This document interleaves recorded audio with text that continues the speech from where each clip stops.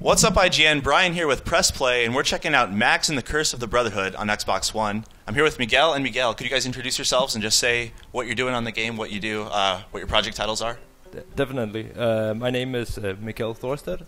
I am game director on Max, and it means that directing the vision, the ambition of the game, pretty much all decisions around how the game has been going around me. Okay. Other Miguel? Yeah, my name is Miguel Martin Petersen, and I'm the lead game designer on the game. And besides, designing mechanics and stuff like that, I've also been level designing the game. Okay.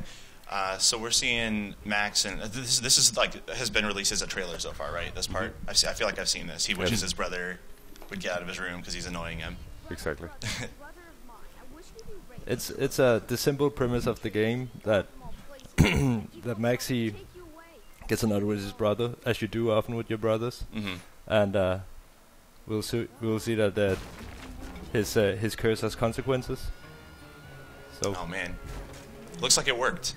Yeah, it worked very careful well. what you wish for, right? Also, when we were designing the story, we wanted the story to just begin with a bang. Like you just start it took immediately. like 15 seconds to get into something happening. And then the chase is on, right? Yeah. I mean, and you also see that Max very quickly regrets, and he's like, as soon as he it didn't even have becomes to real, think he's about there. it. He just dove in. But in general, a lot about the game is, in many ways, we want it to be as accessible as possible.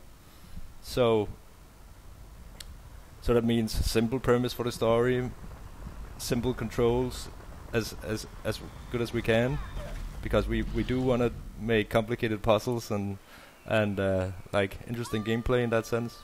Sure, but you don't have to make the story complicated to make that part of the game good. Keeping it like very easy accessible is still very important, even though it needs to be challenging while we do it. Quick question for you guys. I saw it said Another Land. Is that just the name of this level, or is it the name of this whole world that he is now in? It's the name of the world. Okay, Another Land. Cool. Very neat. I like the. You can see in the background whatever that is, some giant monster. That's the beast. I don't want anything to do with him. He looks really tough. Who took Felix? So he's walking around with Felix on a stick, and Max is pretty much trying to run up to somehow get Felix back. Okay. And we start off with the game just showing how the gameplay is, like the platform gameplay is. So we're making sure the player gets to know how we use ropes and vines, and you climb and you jump, and get a good feeling of what's going on. Get everyone used to the controls without it being an explicit tutorial, like exactly, jump or whatever. And still making it interesting gameplay. So it's not like it needs to be fun at all times. And basically, you saw we didn't have any tutorials on the control schemes. Yeah. I mean, we expect if people could find out to navigate to the game, they will also know how to control Max and use A for jump. Well, everything you've done looks pretty intuitive so far. Yeah, and it is basic platforming, but it's very important. Absolutely. Looking ahead on how the game develops. Do a lot of in-game cutscenes, as you see here, where we take a lot of twists on the story and on the motivation for the player, and also like keeping a cinematic feeling, making sure it feels real, and the player should have this like feeling of being in a adventure movie, like a roller coaster ride. Absolutely, like the design of the sky and that creepy bird thing that just took his brother. Like, there's like a really like neat, fantastical look to them. We're going for sort of like it's definitely a fantasy world, but it's not too high fantasy. It's not like everything can happen, but oh no. But there's still trolls and or beasts and weird creatures and a lot of danger. So is this sort of considered like a boss fight? Are there boss fights in this game? There is boss fights in the game, but they're packed into the storyline, and they are boss fights, but they are sort of hidden that they are boss fights. But this is not a boss fight though. This is pretty much just making sure like that Max survives the sequence fleeing from the beast. So it's one of the things, like the whole packing it in as it is in a story where we have Max that's developing into a hero throughout the game, and in the beginning here he doesn't really have a choice but to flee from dangers. So when you say he's turning into a hero, is that like through the story, like he sort of finds his courage, or is he like becoming more powerful with new abilities? It's both. Okay. I would say gameplay and story goes hand in hand, and he becomes more and more confident on himself, but also the powers that he will get will definitely enable him to do more hero-like things. And then I'm sure this is something we'll see soon here, but everything has been navigation so far. Is there like a combat aspect, or is it mostly just like navigating, and jumping, and platforming? It's so the real special mechanic in the game has Mikkel has not shown this yet because it's not there yet. Right now we're just doing platforming. Okay. But Max will have this magic marker that gains powers throughout the game, and he has not gotten this yet. It's sort of like by incident that his marker turns magic, or that is in fact his marker that turns magic. Okay. Real quick, I just wanted to throw something out there for everyone who's watching. If you see weird like things pop up, clips on the bottom, we are just on a dev unit, and so like if a strange achievement looking thing pops up, that's just on a dev unit. It's not part of the game. This looks really great. Again, we're doing a lot of things to keep the cinematic feeling, like moving out the camera, changing views, making sure everything seems and looks real. So you have to, like, you want to be motivated basically by what is happening to Max and what's going on in the world, and that's just extremely important. I really like how this looks. I'm a big sucker for like forest environments in games. For some reason, this always stayed out to me. I was a big fan of like Crysis back in 2007. We have that's one of the things in the game. Like where every level ends is where the next level begins, and the game is divided into 7 chapters. That sort of tells that we are in 7 very different sceneries. Okay. So this is just the very first sceneries, and the first couple of levels is in this wasteland area. So you're playing here, and you've only messed up a few times, but how do checkpoints work? Like if you were to die here, because I haven't seen anything that said checkpoint. Does it just sort of happen automatically? It just happened. We were very generous with the checkpoints, basically. Okay, you didn't want to frustrate also, at people heart too is much. like a puzzle game, and we don't want people to sit and replay puzzles. Sure. So when you have like completed a puzzle, you should be on your way to the next. I think regarding there's no saying checkpoint is also trying to say that would feel sort of meta-like in a world where you need to believe that everything is real. If there's some sign that you run into and then it says checkpoint. Absolutely, it's like why would I see that sign? It sort of breaks that immersion anytime you see something that does that. Yeah, absolutely. So who are these characters? So Max has reached the old lady, which is like an old witch in the story. She is the only good thing left in this parallel world. Does she have 2 heads? Oh, that was another person. That's dolls. Okay. She's explaining Max that Mustachio, the evil tyrant in the world, has taken his brother because he's an old man. He's about to die, and he wants to use Felix's body as his new, like, reincarnate into Felix's youth body. Or take his youth or whatever. Okay. So this is what Max has to stop before his little brother turns into Mustachio, the evil tyrant. I don't know if I trust her. But you should trust her. So basically, she's asking Max for his weapon, so she can turn it magic. And the only thing he has is a magic marker. And she inspires it, but she also like disappears. And where she was, the giant. So her home just got destroyed. Yeah, right. But she's now only in the marker. So it's sort of like contained in it. Obi-Wan Kenobi kind of thing. Okay. Now she follows Max on the I'll be more powerful than you can possibly imagine. She can guide him sometimes. She's like she's the companion that Max has on his travel to this world. So this is all that's left of that big tree that you were just in? There's a big crater here where everything is lying, and the markers somehow fallen into this altar kind of thing.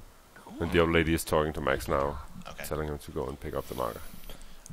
And then the other thing, so this marker is, it's not just sort of like a side thing you pull out every once in a while, right? Like this becomes really integral to how you play the rest of this game.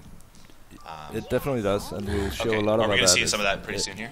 Yeah. Now, It's a Okay. very I'll show you now. important aspect of the game, and it's very important for us to give the sense of all the possibilities you have in this game, but also like having something where you can manipulate the environment as we can with the marker. You make sure that every player has Okay. a unique experience, basically. So you just It's like- pulled the ground up to move a tree, and then swipe the marker to break that platform. yeah. Okay. So this is the most simple power you'll get. Yet it's quite powerful because, as you see, it can elevate Max. It can stop enemies from coming close to you. Okay. And can you move use around this things. as often as you want? I don't see like a meter or anything for power. So you see, there's these areas around. There's not one on the screen right now, but as soon as there's one, I'll point it out. Okay. Yeah. See down there? There's these rocks flying around. Oh, so That's an that area you means- can draw from. Then you have the sphere. That's how far you can draw from any point. So you're pulling it straight up. Can you pull it diagonally? You can twist it a little A bit, little bit? Okay. but this is where the other powers become a lot more interesting. In the sense that Okay. you have more control on how you can. And those are sort of like, trickled out shape throughout them. the rest of the game then? Yeah. Okay. But right, we're starting off making sure that the player understands what like Yeah, they got to a know the simple fundamentals power before they is jump into possible. the crazy stuff. Sure. And even Whoa. though the Earth, okay, I think I need to explain about this as well. So these are the evil eyes in the world. It's Mustacho's. You can see here. There's a control room Hmm. where he can see into the world through the eyes, and it works as collectibles that Max can take these. He can tore them out of the ground, and then yeah. Okay, so that's not used to upgrade your marker. That's like a side. That's a side Upgrade thing. collectible And, thing, and okay. we have two different collectibles, which is this, and then there's which is the evil eyes, and then we have what we call the amulet, which is the old lady has this broken amulet where there's pieces lying around the levels, but they're very well hidden. So often, Okay. if you need to go off the beaten path to find those, where the So- evil eyes Oh. are somewhat off the beaten path at times, but easier to find. So right now, just obviously we don't have a camera on us. People watching can't see. We're just using the controller. This is not. It looks like it could use the Kinect to move up, but there is no Kinect functionality. Is that right? That is right. Okay. And I think it's a very important thing that you're actually mentioning here, since we started off like the very first pre-production days. We said from the start that this kind of game we want to make is in some ways a retro game where we need like the gamer who wants to play something that is accessible yet very much a game for gamers. Mm. And so we were like, it has to work the best possible with a controller, and everything we designed has been looking at how does it work with the controller. Is it as good as it needs to be? And I think for us it's very obvious that the controller is actually working very well. It's also the feedback that we're getting from anybody playing it that Okay. they're surprised about how Yeah. well I you mean, can actually draw with the some controller. games just don't lend themselves very well to motion controls, in my opinion. Like platformers where things are really precise, you have to make quick movements. I feel like it's definitely the way to go. But- Just using the controller. But it's also like the oof. Oh man, what was that? See, that's one of that's the world. There's henchmen in the world, like evil creatures that is allied with Mustacho, but there's also just basic animals that live in the world, and this is like a critter that explodes when you get close to it, like Okay. an exploding frog kind of thing. Yeah, it looked like a poison gas of some sort. Yeah. But regarding the drawing with the controller, I think this another important aspect is that we're not really doing precision drawing as such. It's not about like drawing something that's supposed to be pretty or have like a extremely specific shape. It's more intentions, and that totally works. Okay. Yeah, it looks like, I mean, I in just this need case this it's just platform to moving move up. So You don't this- need it to... yeah. Some Oh, of the whoa. powers later have more. They need a bit more shaping. So does he put his spikes up when you go near him? Is that Yeah. what happened there? So Okay. Basically, you want to lure him off that platform so you can get further. There. Nice. Okay. That's what Mikkel's doing here. We're doing a lot of things to have we have puzzles in many different degrees. Like some that are small, like this one. This one is basically just a half a screen puzzle and pretty easy to figure out. It's pretty simple. But still, it has like the challenge where you feel gratification when you complete it, and then you get on. And we have done a lot to make sure that we build upon what we're doing. So the first puzzle might have seemed easy, but we will then build things onto it and use it for more interesting things later. I like that to fight these things you use your navigational tools. Like it's a multi-purpose tool. I think that's instead of just like jumping on its shell or something. You know. It's also one of the things that is really appealing about the whole concept is that Max, he doesn't have any weapons. He just has this marker, and he can use it to create stuff that is not really lethal in any way by itself. But then if he is creative and he sort of is smart about what he's drawing, he can actually get by anyways. And so it's outsmarting enemies, and it's only if Max is really threatened he will sometimes be offensive.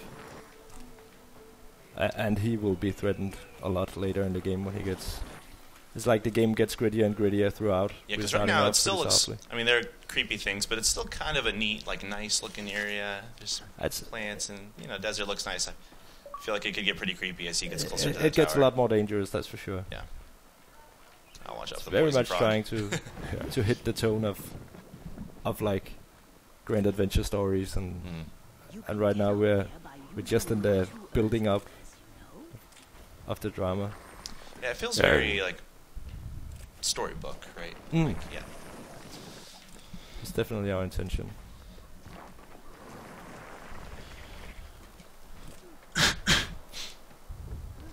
So I didn't see the division of levels. Like you said, where one ends, the other one begins. Are we on the second one right now? Yeah. Okay. And I'm gonna jump. Yep. You'll jump through? Okay. I'm gonna jump ahead now. Okay, perfect. To one of the forest levels.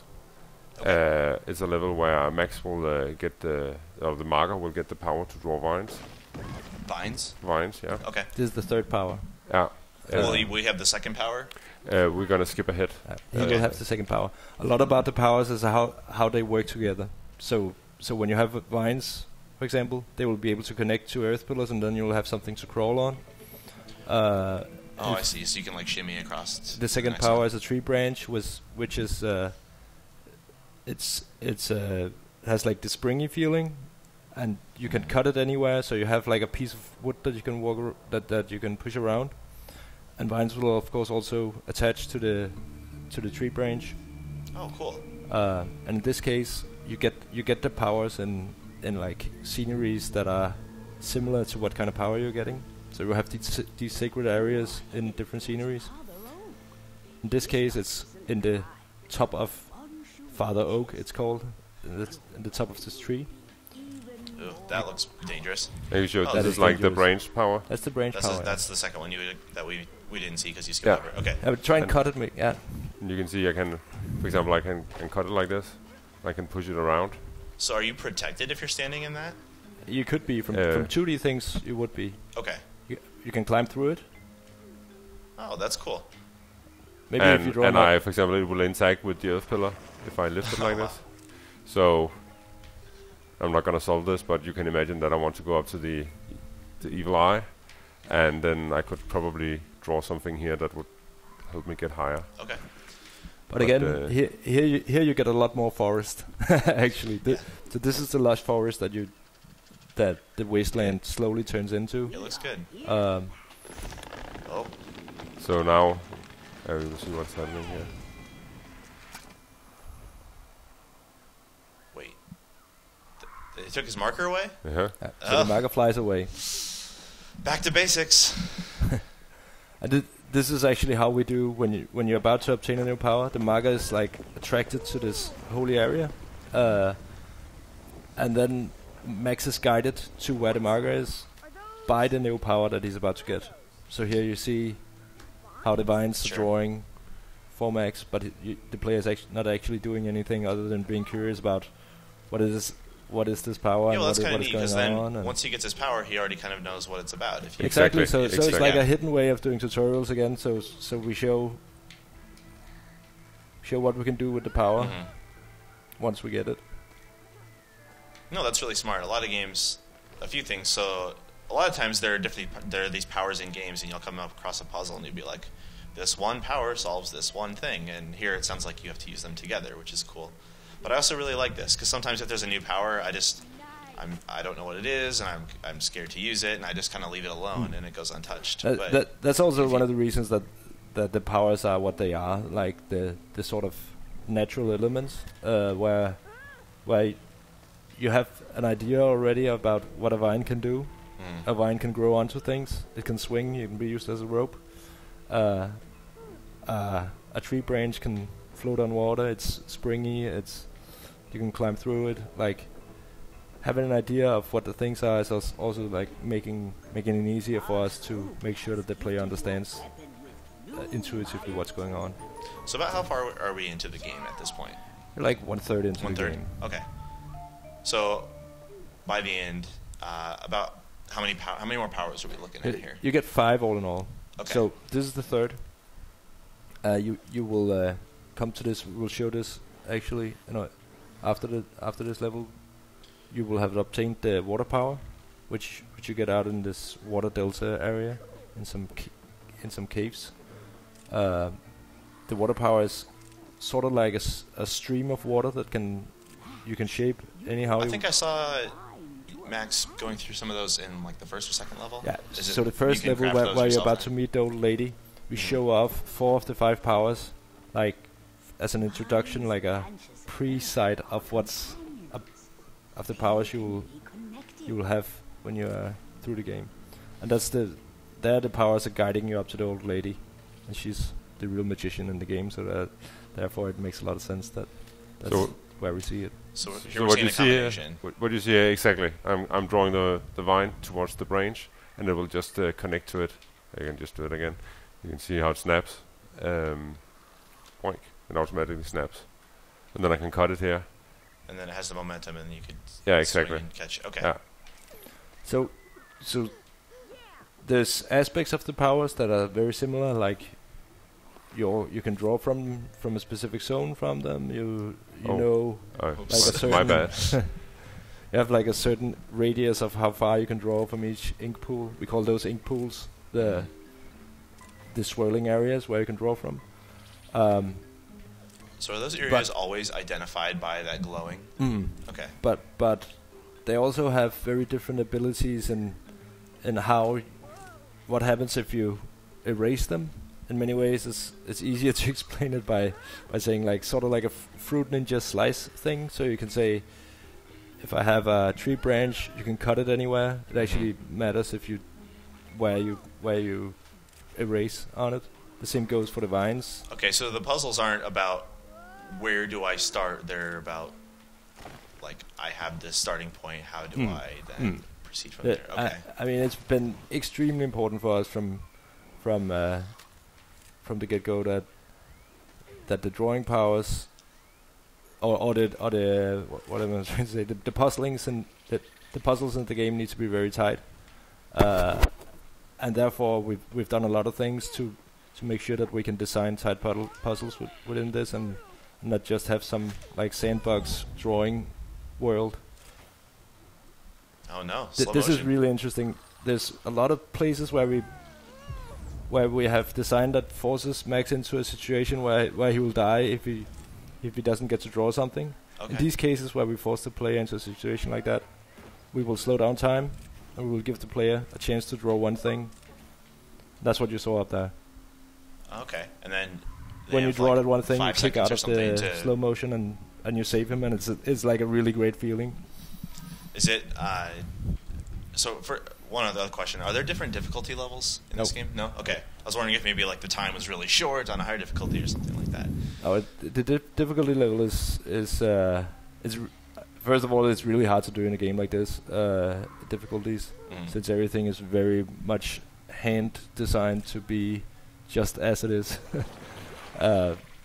Yeah, and you don't want to do the like, oh. But basically, what we have done in terms of difficulty is that we have said that the very, very evil puzzles, really complicated puzzles, we are using those for like super secrets and the evil eyes. So if you're sort of, you have to stray away from the beaten path, you can say, and there you will encounter really hard stuff. So if you really want the challenge, you can go seek it out. Yeah, if exactly. You want that really tough stuff. So that's like, then you sort of choose for yourself how hard you want. But it's also one of the things where we want the player to have to feel progress all the time. We don't want players to ever get stuck, yet we want to have the right amount of challenge. It's something we work really hard on, making sure that even though you're a really good gamer, you think it's fun and you still get the success feeling from solving puzzles.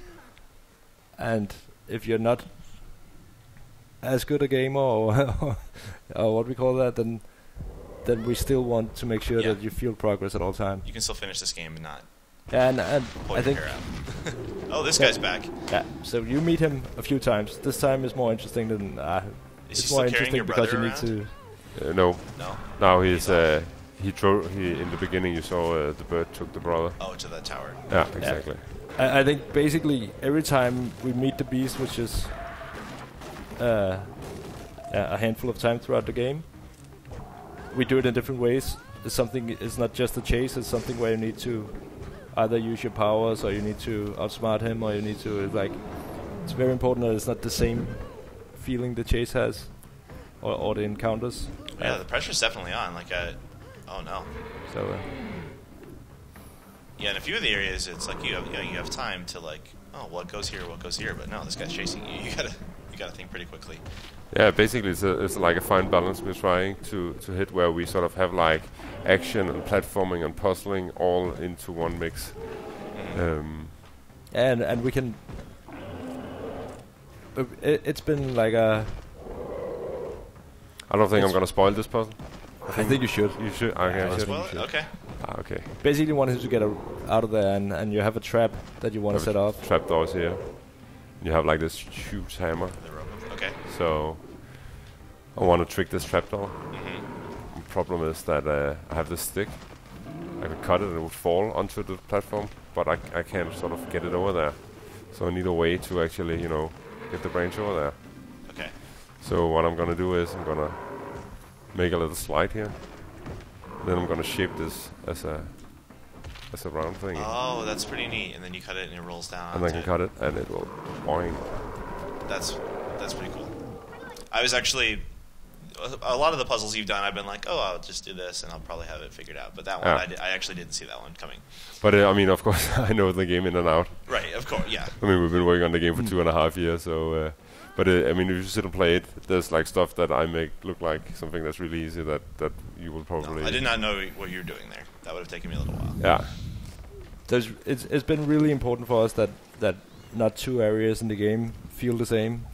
Like repetition is a big cuss word during the production. So basically, you need to be surprised at all time, and we need to introduce new things. As soon as you are getting used to doing something, we need to do something new. And we use this scenery, we use the mechanics, we use the variation between platforming and drawing. We have a lot of tools to make sure that something interesting happens. Basically, when we were developing the game, we said we wanted to, when you talk about a game, and you talk with your friends, you say like, oh, do you remember playing that level where that happened? Mm-hmm. Basically, it's the same thing we have here. You want to remember played that level where you climb up in the you want to have tree. those moments stand out. Yeah, exactly. So you can sort of remember where you were or what was happening. So where are we jumping to now? Now we're skipping ahead again to the middle of the game. Okay. And at this point, Max is getting closer to the castle where Felix is being kept imprisoned. Okay. And Max has just gotten the power to draw water streams. And in this level that we will show, he is going down a waterfall. And it definitely determines the pacing of the gameplay, and there's a lot of tension. It's a dangerous place to be, definitely. And something that's also describing the level is Max has to, which Mikkel will show right here. So I think it makes sense if I make my timing better. Okay. So But you he'll can draw use these the- water streams. Does he have to draw them from an existing water source, Yes. or can you? Mm. Okay. Basically it's the same thing with all mechanics. We sort of decide where you can draw from, Mm-hmm. but then you can sort of draw freely from there. And it's a decision we made so we could actually create like more interesting puzzles, you can say, because you can you can see that they're quite powerful, the different powers, Mm-hmm. and it would be hard to actually set up gameplay if there wasn't sort of some limitations to them. So again, we can see branches float, and basically you're doing your own raft. Mikkel wanted to do something looking like a surfboard, I can see, but again, near-death situation. Slow motion. Mikkel has to try and save this situation and see what he can do. Oh. So you lost it. Oh. I jumped. I shouldn't. And And then he- you couldn't have built another one there, even if you landed on that platform, right? No, There's no- basically it was very slippery, the platform, so I was sliding Okay, into the I water. see. Gonna try it again now. This is one of the more merciless situations we have in the game, where you're really throwing a lot of things out there. Well, that's fair. It's pretty late in the game, right? Yeah, People have had practice by now. that was better. Yeah. That looked pretty awesome, Mikkel. Thank you. And we do the video clip recordings, of course. So are there any sort of like leaderboards or like timing, like you beat the level this quickly? Is there anything like that in the game? We do that in both challenges, and some of the achievements are based on parameters like that, like not dying a level, doing fast playthroughs of specific levels, and so on. Okay. So yeah, but not as a built-in feature on every level. Okay. So now this puzzle I have here, I want to go down here, and Max can't land here, so I need to get a branch to land here, Mm-hmm. and the way I can move it over there is by drawing the water, and then I can sort of should fly towards you. push it over there, and then of course I need to make it land there. Let's see. Oh, Oh, that there will we go. do. Okay. Is he? almost well placed. As in suspension there. Oh, that's good enough. Cut the one you're on, right? Yeah, I could cut it. I could Or sort you of could just just drop too. climb through Okay. it. Again, there's always a lot of different There are different ways possibilities to do without being definitely also without being endless possibilities. But the feeling of like just how you bend a branch just a little bit more one time than another time gives you a pretty. It can be change a lot of things basically. Okay, so now we're. I sense a slow motion scene coming up here. Yeah. You have a You're search totally sense. right about that.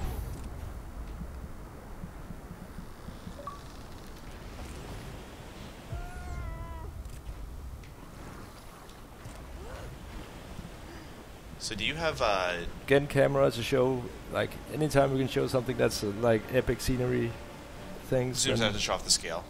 Mhm. Yeah, you want to show off the good art of the game. Of Yeah, but course. we also use it like to create drama. Like say like you have this giant waterfall. Max is very tiny. He's just like this very small, vulnerable boy in this Oh, yeah, it huge makes and dangerous world. Smaller character looks more powerless. Yeah, exactly. Like cinema. At the in same cinema. time, we have a level where Max gets trapped inside a dark cave, where there's like small tunnels you have to crawl in, and the camera is very close to him, and it gives you this sense of claustrophobia. Mhm. He is very much the unlikely hero. His situation is he's up over his head. In a way, that. So again, vine attaches to branch. So you have this. Here is actually one of the. This is quite challenging. If normally, could you draw how you normally would say you? Yes, You yeah, I want wanna to go over here. Mhm. I want to go here, but I can't really, I can't swing over there like you normally would. You can get enough momentum. Can't go there, so I need to be creative about my drawing. You can see this rock here. Uh-huh. So basically, it would be really nice if I had like a rope hanging here. So instead of just drawing like a line, I'll actually do it like this, and then it will be. Okay, and then you can run and catch it. Okay. So yeah, so it's just another way to actually use the powers. That you also have to take into account the environment that you're in. You see, I like that because I didn't have it figured out. I mean, obviously you made this game, you know what to do, but I didn't have that figured out quite yet. But I feel like it wouldn't have taken so long that I get really frustrated with it. And that's basically the essence of the level of difficulty we are aiming for with this game, that you sort of feel challenged constantly, but it's still fun and you are making progression. And it just if we can achieve the player feeling good at all times, feeling like they're doing good, it's great. But it's also very important that they don't feel like they're actually not doing anything to solve puzzles. So this is this is like a puzzle where I'm setting up the whole thing, and then I'm just gonna hope that everything's gonna work out now. Basically, I want to go down to this platform here. So that's not timed. Like the water, they will stay that way until you change them. They will stay that way. Okay. Now I just hope that Max will surf like he is. And of course, I missed the jump. Yeah, of course. That's talking and playing, Mikkel. That's talking and playing. We're gonna try it again. Okay, so let's see. Ta-da!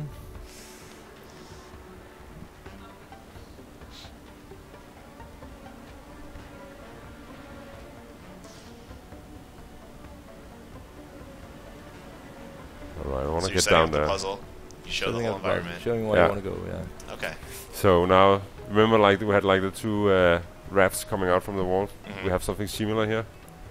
The problem here is I have a vine that's like, Max is never going to be able to reach that. And I have a branch here. So I'm going to get away from this spot. I cannot really go anywhere else. But you can connect the vine to that tree. I can try to do that. And then cut the tree. Okay. And then cut the vine. Okay. Oh, but then you have to... Okay, I'm going to go with it again. Awesome. Yeah. You're playing, we're not playing, which is actually something we see a lot. We see a lot of people, when they sit two in a couch playing it, they start discussing, so what if you do this and this? And I would say we're really happy when we see people discussing how to solve puzzles and so on, because it's just a lot about what it's about. So when you hover over that big circle that comes up, that's like... That gets smaller, and when that's done, you can't draw anymore, correct? Yeah. Is that circle always the same size? No. Okay, no. that changes. Basically, we are tweaking them according to like what is needed for the puzzle. Okay. Because, I mean, just the puzzle we were coming from before, if it was like infinitely long, I mean, you could have just swung by with it, right? Sure. So to create the puzzle, we actually have to use the limitations. Okay. And in this case, nice. But the circle is very important. So when you're investigating, how could I solve this puzzle? You're often looking at the circles, saying, okay, so I can see these two can connect because the circles would line up, and you get like an idea without drawing on how could you actually solve the puzzle. Yeah, it seems so in this level. It's more of like a big, grander setup. You're like, how am I going to connect all these points, and then you execute that plan. Whereas in the earlier levels, it was more like step by step. It changes a lot. It changes a lot. I would say in this level has both kind of puzzles, like where somewhere you set up and then you execute it, and others where you need to do it while you're actually playing. Okay. See this puzzle here? Maybe you want to try help out what is needed here. The problem is you can see my water here. You can see the halo coming up, and I can't really. Basically, what I want to do here is I want to push the tree away, but I can't reach it. No, the water won't reach it. So I need to find a way to tip it or push it. I have this branch up here, but again, it can't really reach here. You can probably get up to the branch, right? You would sweep that water up into that current. Okay. I'll try that. And now that top one, push that into the bigger log, and then can Max can pull he can push the branch, right? He can push the branch, yeah. So I can try to do this. I don't know if it's heavy enough to move it or if you have to be on it. Okay, it worked. Awesome. Yeah. Will that carry him over there? Does it have that much? Okay. Oh, it was totally fine. Yeah. This is one of the things when jumping into later levels like this, you're very confident about what the powers can do. So yeah, you would know that will carry Max. I don't know what Max was thinking coming here without a marker. He wouldn't last very long. No. No. I don't think a gun would help him him either. No.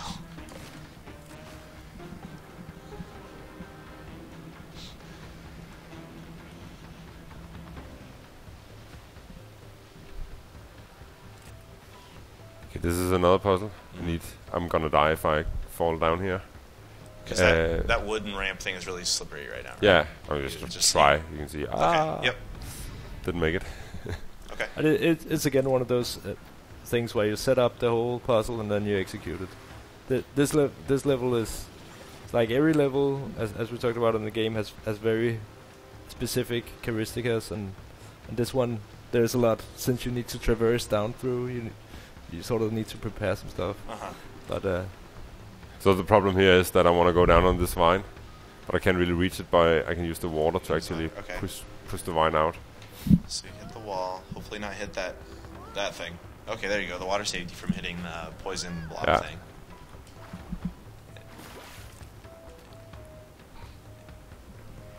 And more action there on those small breezes of more pacing, or faster pacing.